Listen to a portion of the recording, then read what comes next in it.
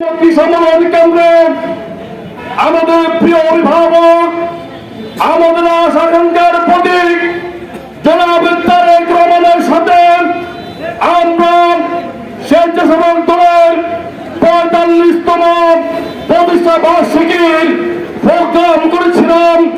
প্রিয় নেতা, সেখানে সেই প্রোগ্রামে প্রধান অতিথি হিসেবে বক্তব্য রাখেন। প্রিয় নেতা, আমরা আপনারা যে সংগঠনটি করি, এই সংগঠনটির প্রতি আমাদের প্রিয় নেতা জনাব তারেক রহমান অনেক আস্থাশীল। যেমন আস্থাশীল ছিলেন এই সংগঠনের প্রতিষ্ঠাতা, আমাদের আশা আকাঙ্ক্ষার প্রতীক বাংলার রাখাল রাজা শহীদ প্রেসিডেন্ট জিয়াউর রহমান। শহীদ প্রেসিডেন্ট জিয়াউর রহমান বলেছিলেন, অন্যরা যেখানে ব্যর্থ হবে স্বেচ্ছাসেবক দল সেখানে এগিয়ে যাবে এবং সফল হবে। আর ৪৫ বছর পরে আজকে আমরা এমন একটি সময়ে আমাদের ৪৫তম প্রতিষ্ঠা বার্ষিকী পালন করছি, যে সময়ে আজকে প্রিয় স্বদেশ, প্রিয় বাংলাদেশ একটি ক্রান্তিকাল অতিক্রম করছে। বিগত ১৫টি বছর, বিগত ১৭টি বছর এদেশের ১৮ কোটি মানুষ তাদের ভোটের অধিকার থেকে বঞ্চিত।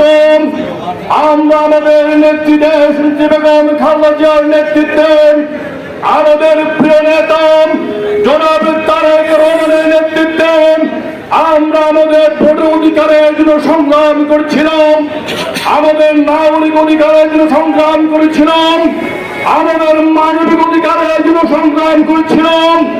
আর ধীরে ধীরে এই সংগ্রাম আপনার ২০২৪ সালে চূড়ান্ত সংগ্রামে পরিণত হয়।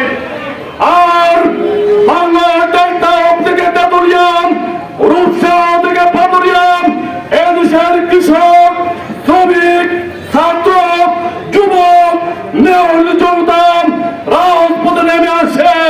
আর ব্রিটিশ খুনির পতন ঘটে। আর চূড়ান্ত বিজয় লাভ করে আমরা সেই ৫ আগস্টের খুনি হাসিনা পালিয়ে যাওয়ার মধ্য দিয়ে, আর খুনি হাসিনা পালিয়ে যাওয়ার পর যারা বাংলার মস্তদে আরোহণ করেছেন, যারা ক্ষমতা দিয়েছেন, তারা দিন দিন আপনার আমার অধিকার, ভোটের অধিকার, নাগরিক অধিকার, তারা দেশের ভূখণ্ড নিয়ে, সার্বভৌমত্ব নিয়ে আজকে ষড়যন্ত্র করছেন। আজকে জানান ওই আপনার ডক্টর ইউনূস খানের সরকারের ক্ষমতার হালুয়ার অংশীদার, কেউ বলে শিশু উপদেষ্টা, কেউ বলে বাচ্চা উপদেষ্টা। আজকে তারা জুলাই বিপ্লবকে তারা নিজেদের সম্পদ হিসেবে চিনিয়ে নিতে চায়। যেভাবে এই ব্রিটিশ খুনি আওয়ামী লীগ এবং শেখ হাসিনা ১৯৭১ সালের বিপ্লবকে নিজের বাবার বিপ্লব হিসেবে চিনিয়ে নিয়েছিল। এই চক্রটি আজকে আমার প্রিয় স্বদেশের মানুষকে ভোটের অধিকার থেকে বঞ্চিত করতে চায়। তারা পরিকল্পিতভাবে বাংলাদেশকে অস্থিতিশীল করতে চাচ্ছে। যে সময় বাংলার ১৮ কোটি মানুষ ঢাকা সহ সারা বাংলাদেশে ৫ আগস্টের জুলাই বিপ্লবীদের স্মরণ করছেন, দোয়া মাহফিল করছেন। আর হাজার হাজার আপনার আহত ভাই হাসপাতালে কাজ করছেন।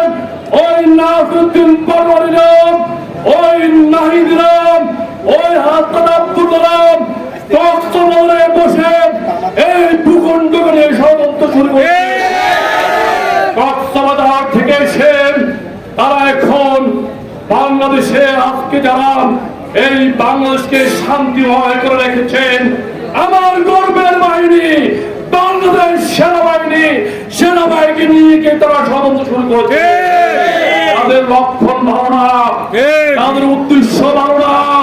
তারা এই দেশে এমন একটি শক্তি আনতে চায় যে শক্তি আফগানিস্তানের মতো, সিরিয়ার মতো, লিবিয়ার মতো, লেবাননের মতো এদেশের মানুষকে দাসত্ব বানাবে। কোন দেশের কোন গোষ্ঠী দাসত্ব হতে চায় না। যে দাসত্ব সৃষ্টি করেছিল শেখ হাসিনা, তা আমরা আজকে এই চট্টগ্রামের মাটি থেকে ওই হাসনাত আব্দুল্লাহ, নাজউদ্দিন পাটোয়ারি তাদেরকে হুঁশিয়ার করতে চাই, এদেশের মানুষের ভোটের অধিকার নিয়ে কোনো ষড়যন্ত্র করবেন না। বাংলার মানুষ এটা মেনে নেবে না। আপনারা আবার মাঝে মধ্যে আমার নেতা শহীদ প্রেসিডেন্ট জিয়া রহমান সম্পর্কে কথা বলেন, মাঝে মধ্যে আমার নেতা তারেক রহমান সম্পর্কে কথা বলেন। আমি সিলেটের মৌলভীবাজারে এক সভায় বলেছিলাম, তারেক রহমান সাম্য এবং মানবিক বাংলাদেশ প্রতিষ্ঠিত করতে